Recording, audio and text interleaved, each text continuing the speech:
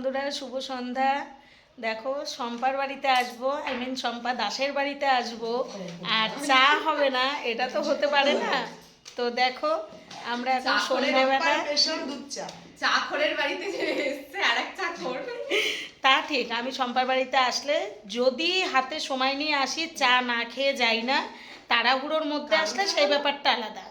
কিসের কারণটা বলো, কেন আমার হাতে চা খেয়ে হ্যাঁ, যেতে স্পেশাল পারো? বলেই তো দিল শম্পা, যে শম্পা দাসের স্পেশাল চা, দুধ চা। তো এই যে দেখো, শম্পা খাওয়াও শুরু করে দিল, আর আমি এই যে বিস্কুট আর এই যে চা নিয়ে বসেছি। এই যে একটা প্লেটও জটিয়ে হাতে না, আমাদের প্লেট লাগে না, আমরা এরকমই চা খেতে ভালোবাসি।